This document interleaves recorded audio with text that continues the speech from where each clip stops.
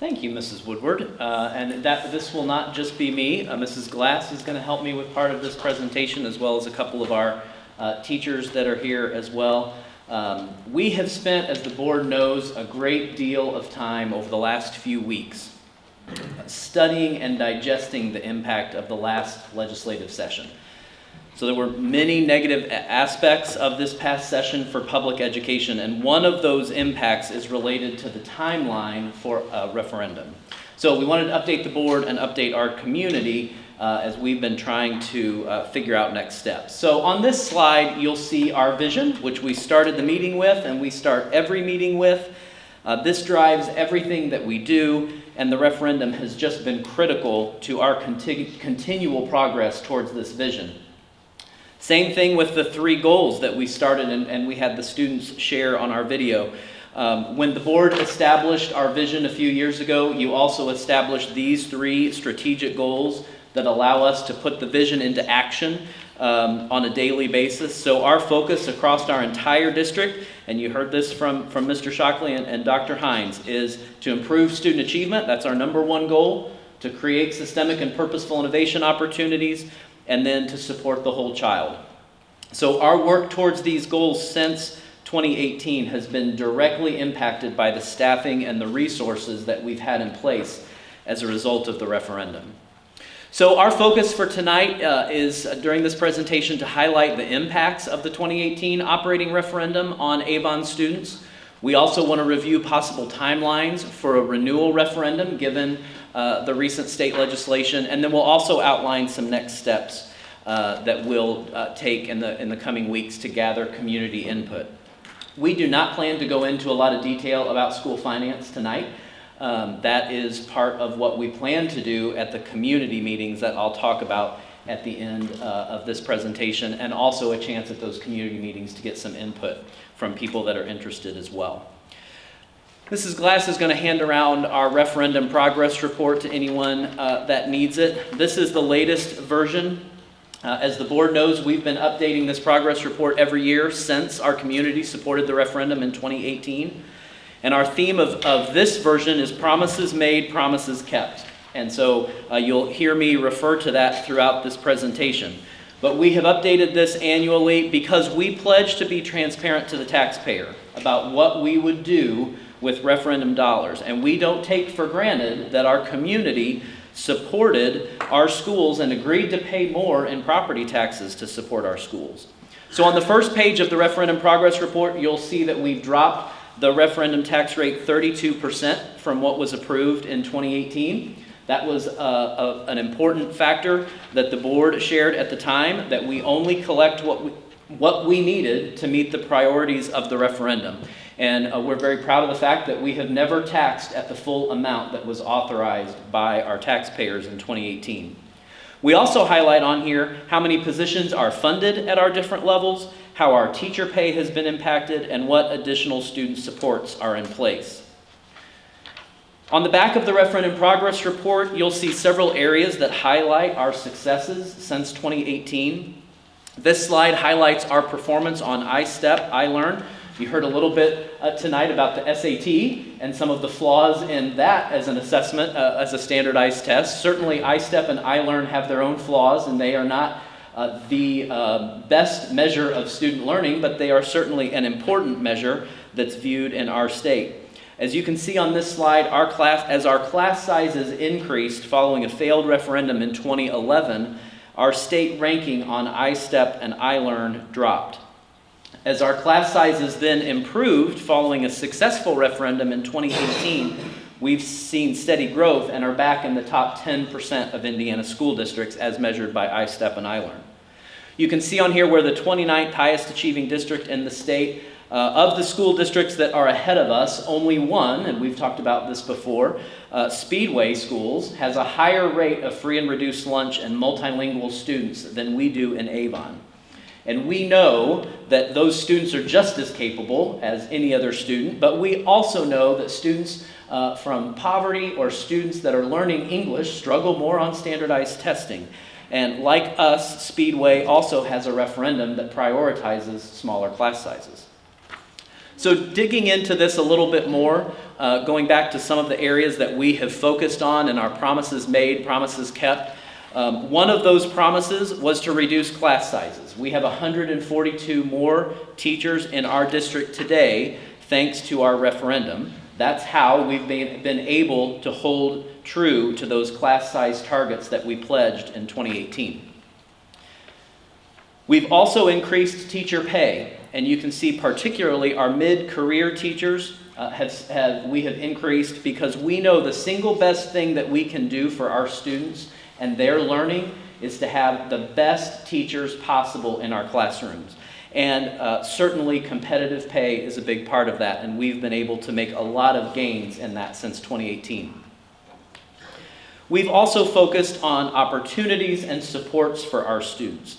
We have added instructional assistants, school resource officers, extracurricular activities, and 100 different clubs at our secondary schools to give students more opportunities to be engaged, both in the classroom and outside of the classroom.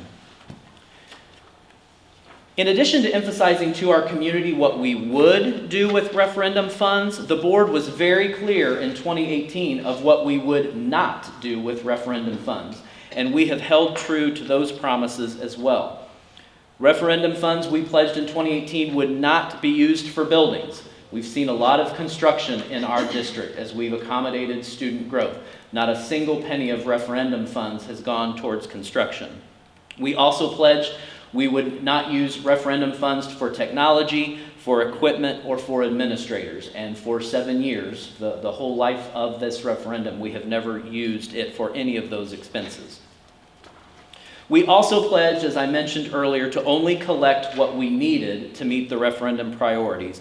And as I said, we've been able to drop the tax rate 32% and have never collected the full rate that was approved by our taxpayers. So with that, we thought it would be nice to not just hear from Scott and Sheila about the impact of the referendum, but to also hear from some of our teachers. And so first up, I'd like to introduce Michelle Howard. Michelle has been a teacher for 16 years in our district, is a parent of Avon graduates, three of them, and aunt of a current Avon student, right? So I'll let Michelle talk a little bit about what she's seen as the impact of our referendum. I have 3 children. They graduated from Avon High School. They went K through 12 at our schools, and we've lived here 22 years. When we moved here, it was important to me that we find a community that was similar to the one that we left in the Chicago suburbs, because that's where I felt most at home. And when we thought about that, my husband and I thought that it needed to be a strong community, and then we have to think what makes community strong. And it always goes back to the schools. If you have strong schools, you have strong community, people tie together, people are bound by that. We're all at those performances at the high school and the football games, and it's important. And it was important for me to want to be a teacher where I lived, because that's where I want my focus to be for my kids, for our community. And so that was important. So when I started working here, it was 16 years ago. That was a long time ago. I stayed home with my kids for a while. Like I said, it's important that they get that foundation, and so we were able to do that, especially moving from Chicago to Indiana. It made it a little bit easier. And so we did that, and then I had to think about when the housing boom happened and things like that. And then Avon became big. It wasn't just this little small town. And when we first moved here, it was a very small town. I was like an outsider. Everyone here was from Hendricks County. I thought that was very strange coming from the Chicago area, but it was like that. And so when the kids started school here, it was nice. It was small, but then it got really big, really fast.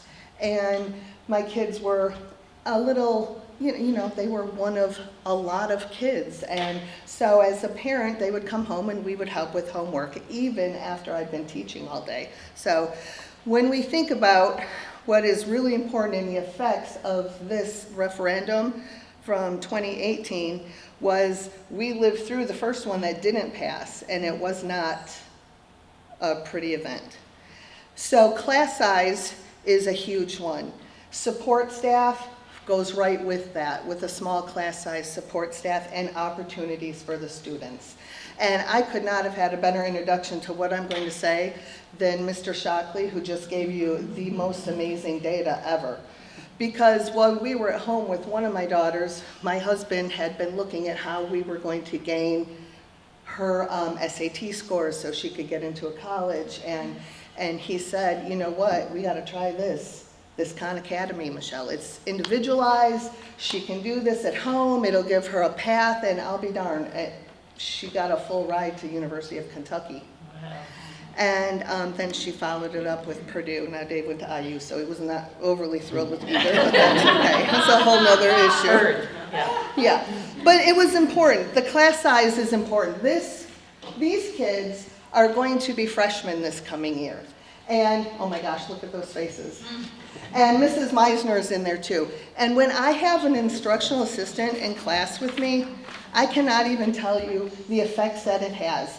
Because when I've got 22 kids or so in class and an instructional assistant and my son who came in between lunch and from going to Area 31, which I'll get to in the opportunities part, it's amazing what happens. He plays with them at recess, they're ready to go back to school, but really in our class, Mrs. Meisner could take 3 or 4 kids who are struggling. I could take kids who needed some help and meet the legal IEP things, but also the bubble kids that Mr. Shockley is talking about. We can really work with them and help them and move them. And it's so important. And then the ML kids who don't speak English. So they're in a whole group setting and I instruct them and I tell them what to do and they don't understand a lot of what I'm saying and they're perfectly capable of it. They're smart as anything. But then we have instructional assistants who come in and they take them apart, take them outside in the hall or in our collaboration rooms, and they're able to teach them vocabulary and sentence structure and things that are going to really help them understand the next day when they come back to the whole group and we're really talking and learning about things. Figurative language is really hard for them, so I really have to have some support with that. Well, I've got the other kids that I can meet with.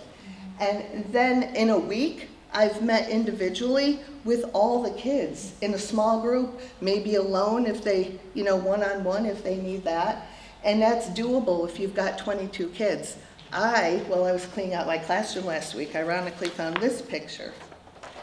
There are 32, and there might be 33. Here, take a peek at that. There's a lot of them. And you don't see any instructional assistant in there, and I have to take the picture because there's no one but me.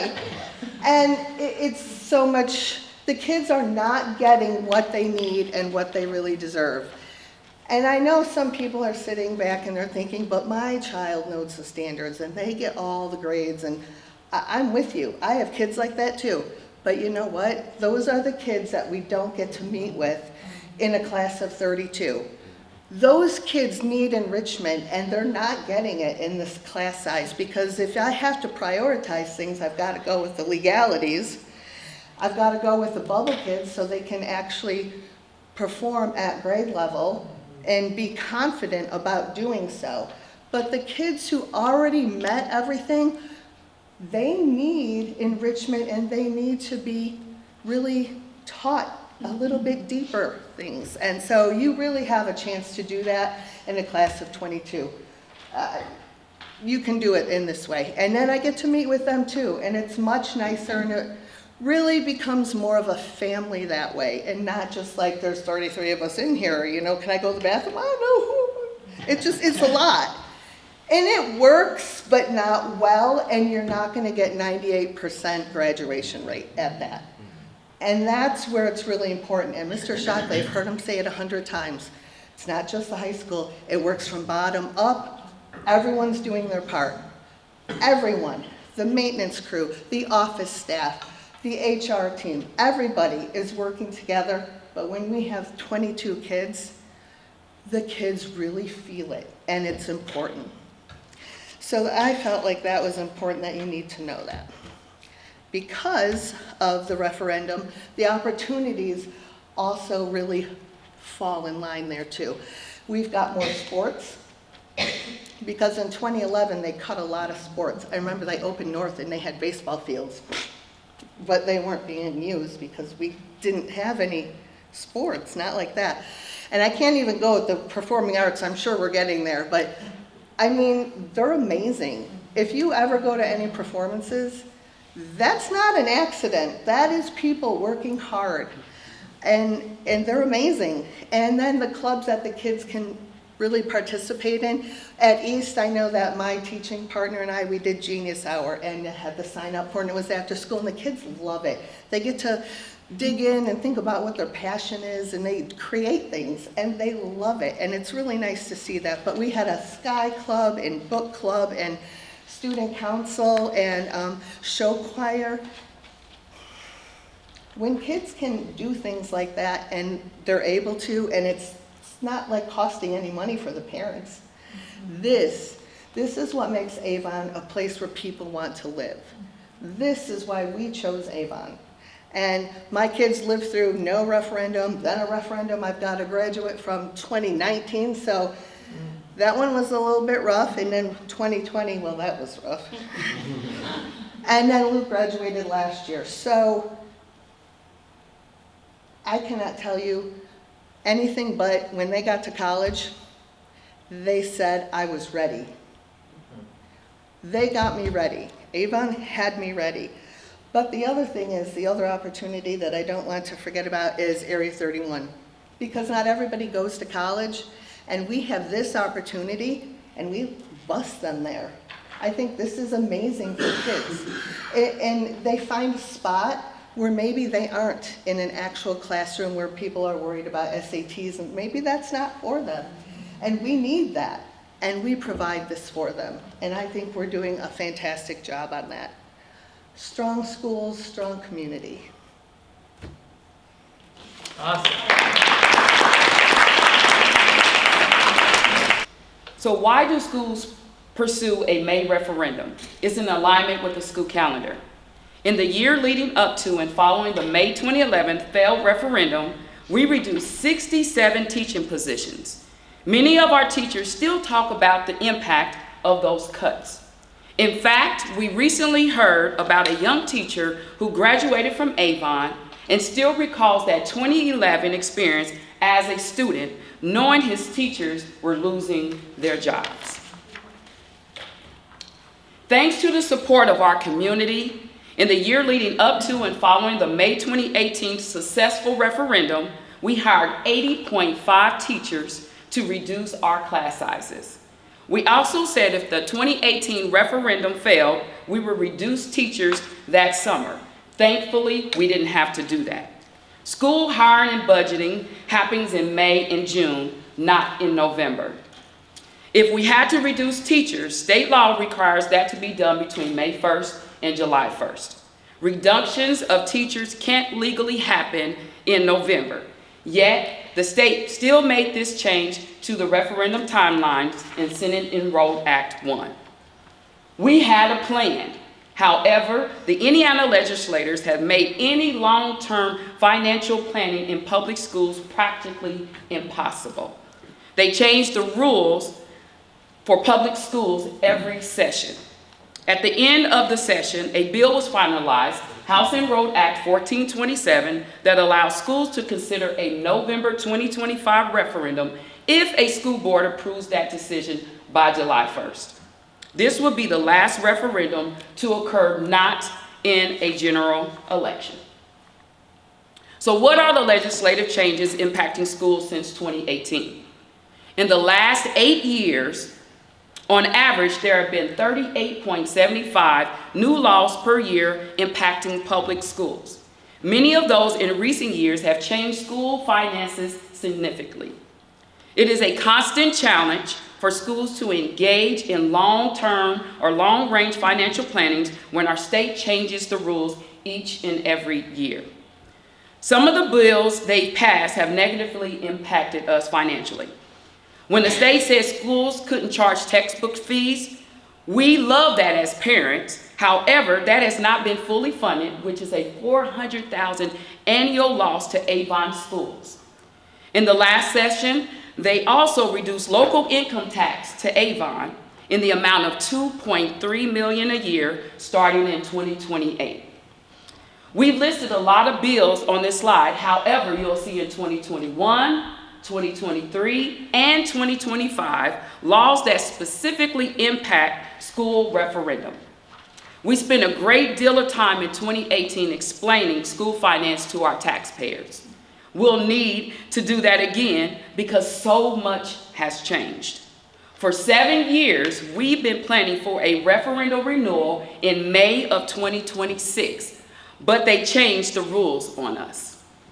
So due to legislation, school funding changed significantly in 2019. We have the Education Fund, supported by state funding, which pays for our teachers, our instructional assistants, professional development, and instructional supplies. Then we have our local property tax funds, our operation funds that pays for our utilities, pays for our non-instructional staff like our bus drivers and our custodians. Then we have our debt service fund, which pays for our debt payments on our mortgage or our school buildings. Then we have our voter-approved referendum, which allowed us to reduce our class sizes, increase teacher pay, and provide those additional supports for our students. The revenue in the first 3 buckets is heavily controlled by the state. Recent legislation has negatively impacted Avon schools, making the referendum our vital lifeline.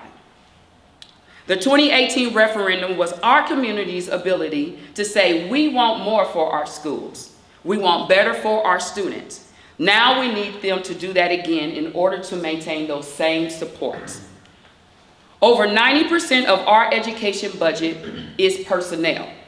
Because so much of our budget is in people, if we had to make cuts, it has to impact our staffing.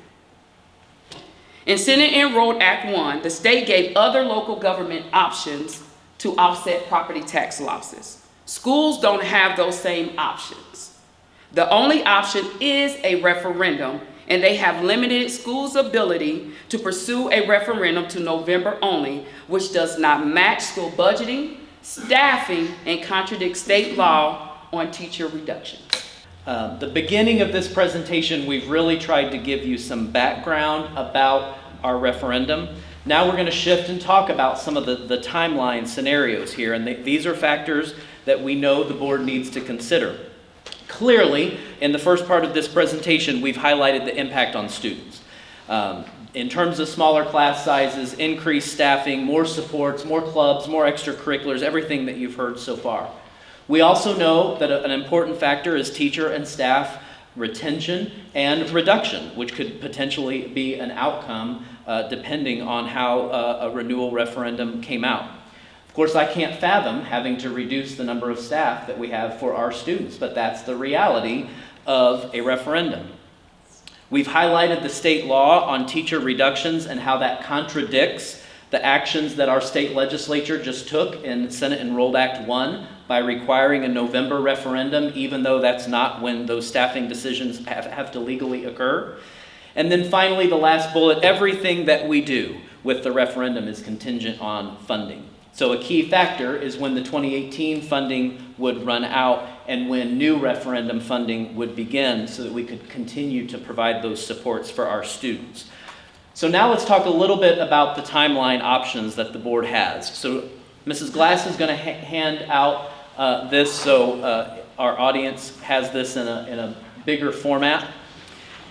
As we've talked about, referendums are good for 8 years. This is in state law. So our voters approved a referendum in May of 2018, and we, as we mentioned earlier, we immediately hired 62 more teachers that summer to drop our class sizes immediately. That 2018 funding will run out at the end of 2026. If you layer a November 2026 renewal referendum alongside the 2018 timeline, you see that if the voters approve a referendum renewal in November of 2026, all is good. The renewal referendum funding would begin in January 27 and would continue then through 2034 for another 8 years. Losing the May option for a referendum renewal puts our schools in a very dire financial situation. because of what we've mentioned now multiple times. State law requires any reductions of teachers has to occur between May 1 and July 1. So if a referendum were to fail in November of 2026, we cannot legally reduce the number of teachers we have until May of 2027. We shared this with our legislators multiple times, and they really did advocate for us. I know that they advocated for us, but the bill that ultimately passed, Senate Enrolled Act 1, removed the May option altogether, putting us in this situation with a great deal of financial risk. A failed November 2026 referendum would require us to pay those teachers out their full contract for the 26-27 school year, but we would not be receiving any revenue in calendar year 2027. That would lead to a $7 million budget deficit. So for some context, if we had to run a $7 million deficit to fund those positions for the last part of the 26-27 school year, that's over 2 times what we currently have in our rainy day fund. So that would have a significant negative impact on our ability to function as a school district. Sheila mentioned that Senate Enrolled Act 1 required November general elections in an even year. So she also mentioned that in the final days of the session, they passed House Enrolled Act 1427, which allowed for a November 2025 referendum election if the board made that decision before July 1. Given the significant financial risk that is posed by a November 2026 referendum renewal, we felt like we had to explore and at least consider what November 2025 would look like as an option. So now I'll walk you through that. You can see the 2018 referendum timeline doesn't change. The funding still runs out in 2026, 8 years. Like November of 2026, if the voters approved a renewal referendum in 2025, it works fine. The only difference is that the funding would go through 2033, which makes sense. We asked the taxpayers a year earlier, so the funding would also expire a year earlier, going through 2033. A November 2025 referendum, if it were successful, would end the 2018 referendum a year earlier. So there would be no doubling up of referendum if we were to go in November of 2025. The biggest difference in these 2 timelines between 25 and 26 is if a November 2025 referendum failed. We would be able to complete the 25-26 school year with our referendum staffing in place. Then we would make the staffing reductions in May, June of 2026 before the funding runs out at the end of the calendar year. Our state has put us in an incredibly difficult position. A November 2026 referendum, should it fail, leaves us in a dire financial situation. We know of at least 2 other school districts that have already come out and said they are considering a November 2025 and moving forward with a November 2025 referendum for all of these same issues and factors that we're talking about here this evening. A failure in November of 2025 would still have drastic impacts on our school district. Fewer staff for our kids, larger class sizes, fewer supports, fewer opportunities for our students. But the difference is we could plan in making those staffing determinations and make those determinations in the summer when schools do their budgeting and staffing to comply with state law. So there would be no deficit as there would be if a November 2026 referendum failed. So on this slide is really just a comparison. You can see the 2 approval timelines here side by side. Again, really the main difference is in 2025, the funding would go through 2033, while a 2026 referendum, the funding would go through 2034. Again, the biggest difference in these 2 timelines is looking at if a referendum were to fail. As I said, a 2025 failed referendum would mean all those factors that we've talked about: larger class sizes, fewer staff, fewer opportunities for our students. Our district would look drastically different. However, we could phase in those reductions as we're making those staffing determinations in the summer of 2026. The November 2026 timeline would have all those same drastic impacts, plus add on a $7 million budget shortfall because of the position that we've been put in. So that's the two timelines that the legislature has really provided us. And that's a lot of heavy stuff. So I thought that would be a great time to bring up another teacher to lighten the mood. But, Dean Westman has been a teacher in our district for 18 years, director of orchestras, high school performing arts department chair. His proudest accomplishment is a parent of an Avon graduate who's off doing awesome things. He's also married to an Avon High School science teacher. So black and gold runs through Dean Westman's blood. And so I couldn't think of anyone better to talk about the change and the impact of our referendum than Dean. Yeah, I was sitting back there with Barb. I'm like, oh boy, this is depressing. And now I guess I'll come up and talk now. Hey friends, I've been spending a lot of time here. This is my third time here in the last few weeks. Oriole Advocates, the last meeting, and here we are. My origin story in a second. Are you a Cubs fan or a Sox fan? Oh, no, Cubs. Okay, I'm also from the Chicagoland area, so there we go. And I actually started, although I taught there for a year, I started my career and I taught for the first 10 years in Texas. I was a Texas high school band director. That's where I met my wife. That's where our daughter was born. And we moved up here 20 years ago, not for Avon, although I moved to Avon. I moved up here to become the Director of Education for Bands of America as it was becoming the organization Music for All.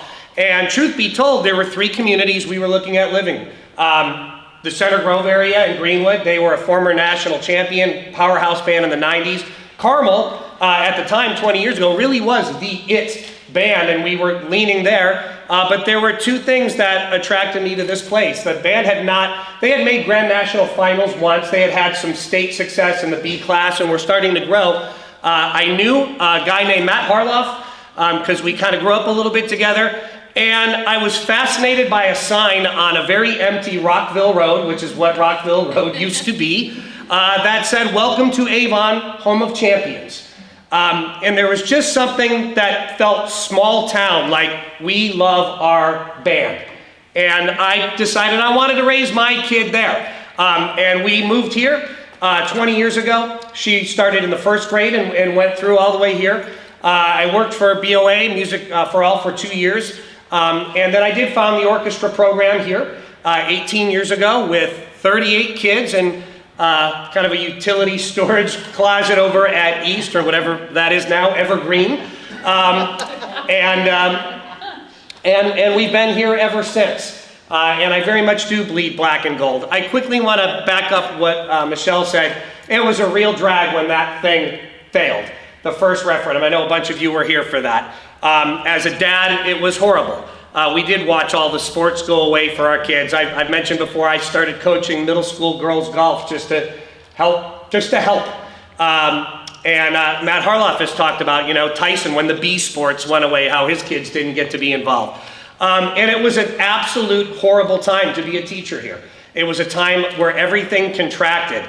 I see that 83, teachers went away, or 67 went away, and then we hired 83. Well, think about how much we grew as a community in a school between that, and I look at that and like 16? That's what I see. I see the number 16. We had 16 teachers, and we grew way more than that. But it was a time of contraction. It was horrible. I'll humanize it for you. I remember, because you didn't feel wanted. You felt like this place doesn't want me.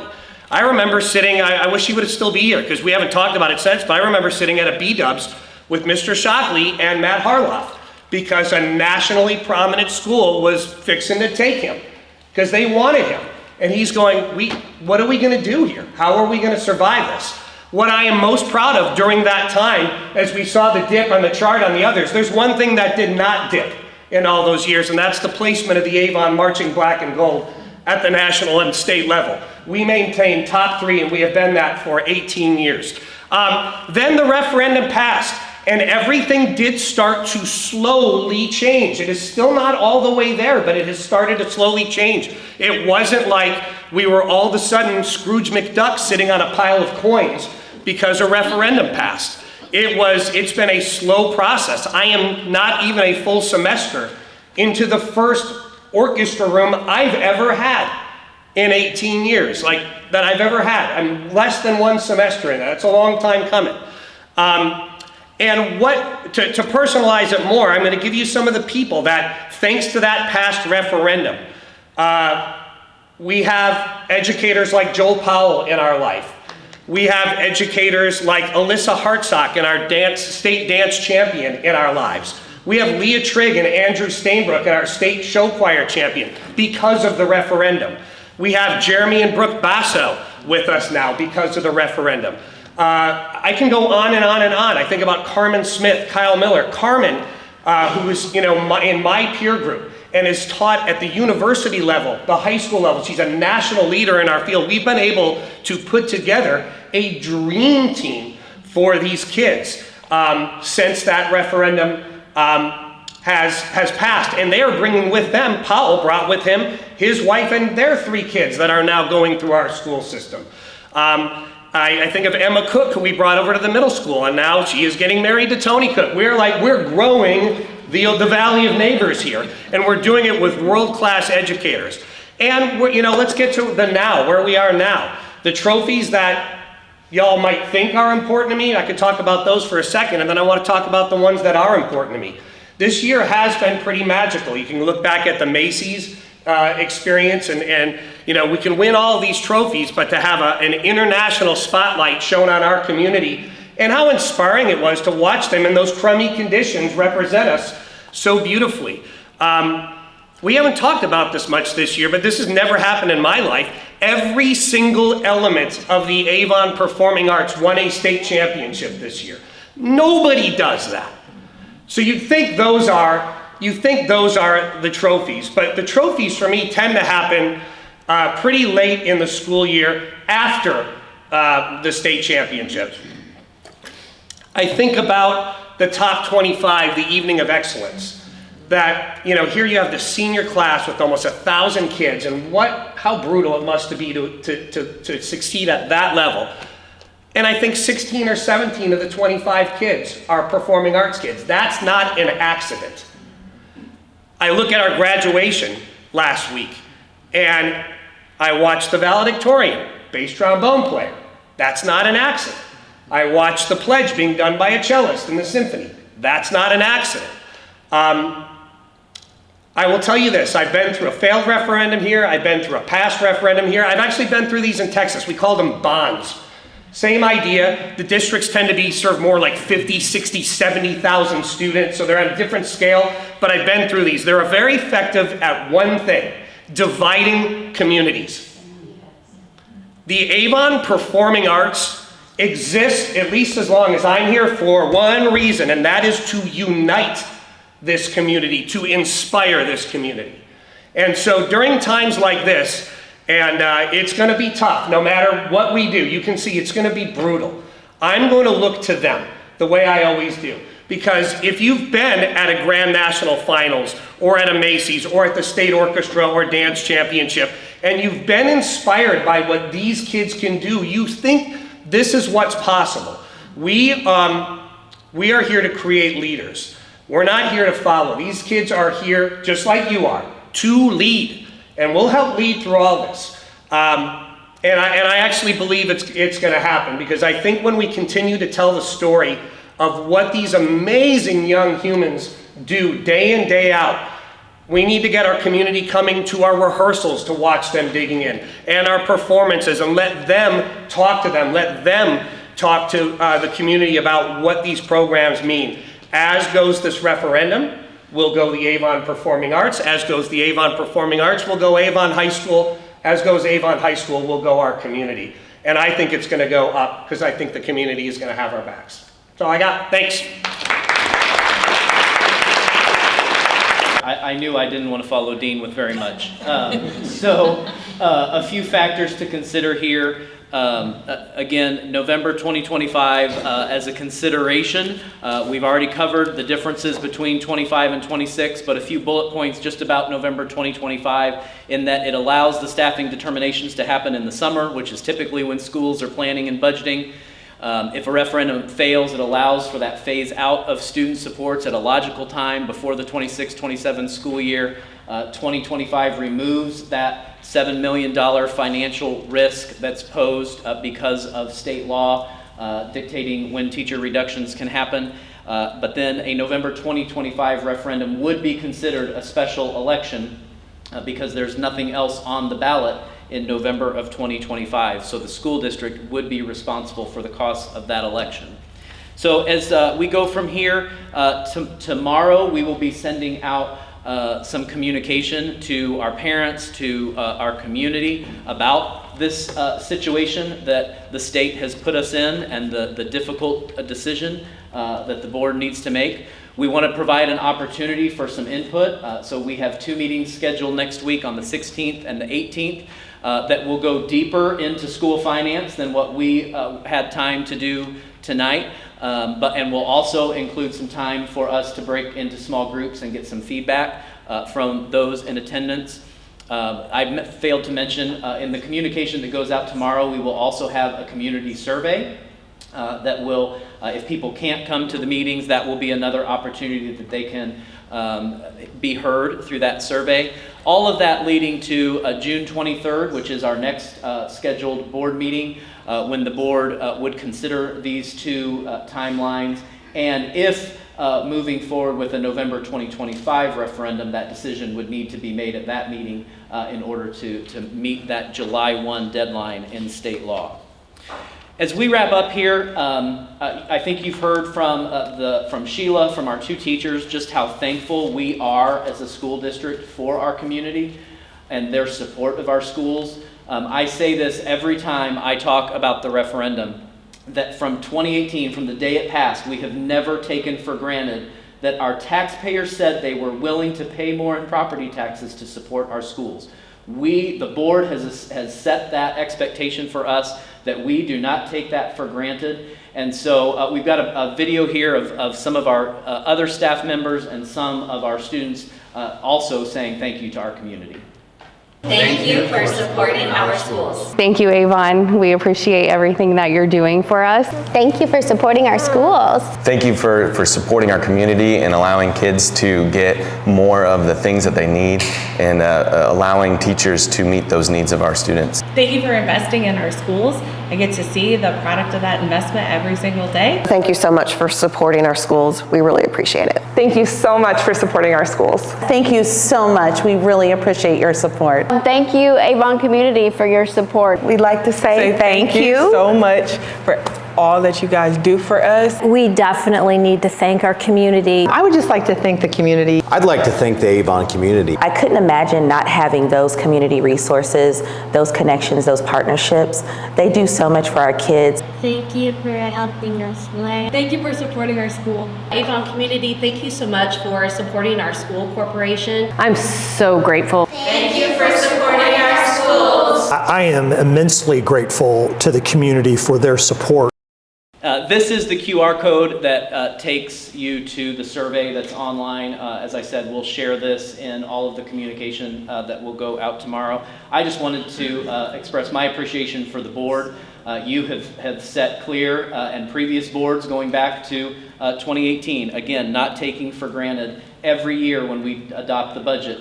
The referendum is a huge focus of 3 meetings that we hold every fall when we adopt the budget, looking at the progress report, talking about the impact of the referendum, and I just appreciate that we have a school board that has the vision and the high standards of what we expect out of Avon Schools, and that our community has supported that. So with that, we're glad, Sheila and I are glad to answer any questions that the board has. I just kind of want to pass the offering plate after I hear Michelle and Dean talk, because for real, I lived through the failed referendum as a board member, and I remember those dark days that we knew that we were getting ready to embark on something that was not going to be the Avon that we had grown accustomed to. And it really, there were 2 tidbits that really let me know how different things were. The first was Carrie Mize talking about kindergarten teachers at her school literally collapsing in her arms every day, saying, I can't do this. I can't teach kindergarten kids in this atmosphere. And I'm doing nothing to help them succeed and thrive all I'm doing is maintaining some kind of semblance of order in a classroom. At that time, our kindergarten students in those classrooms were 33 in number. For a single kindergarten student with absolutely no help or assistance in that room. So during COVID, when all the kids stayed home and parents were like, I can't deal with one. Can you imagine dealing with 33 5-year-olds in that environment? And thank goodness for our fabulous teachers that even though it was dark and they knew that they were not doing the best thing they could for students, they stayed. They stayed to see a better day. And so a lot of work has gone into the development of our strategy about what are we, how are we going to approach the things that Senate Enrolled Act has done to us, but also just what is the right thing for Avon. And so I applaud our financial genius in Sheila, our very capable superintendent, and all of our administration that really knows this is the right thing for us to do for our schools and for our kids, but as Dean most poignantly said, for our community. I really appreciate the fact that we stand here today with the belief that all belong, learn, and grow, and we make that happen each and every day in our school community. And so thank you to our community that's watching. Thank you to everyone here for supporting our schools, because I can't really think of anything that's more important than that. Thank you. Dr. Wyndham, are the staff members aware of what's going on? I didn't think so yet. No, we really wanted to have this meeting tonight and update the board. And then our plan was this evening, I'd communicate with staff just to give them an update that this was a conversation. You know, I think everyone in our district has always kind of had in the back of their mind, May of 2026 is coming along pretty quick. So, you know, I don't think it's a surprise that we're talking about a referendum. I think it will be a surprise when we say we're talking about potentially a referendum in November of 2025. So that communication will all go out either this evening or tomorrow morning. I too would like to thank our two staff members. I enjoyed thoroughly listening to you share your experiences. And Mrs. Glass, thank you too. You know what you're doing over there with all that money stuff, so keep doing it. I also appreciate you guys coming and sharing your experiences. That was really heartfelt. Thank you. And Sheila, thank you for all you've done. Dr. Wyndham, thank you for all the hard work you guys have put in.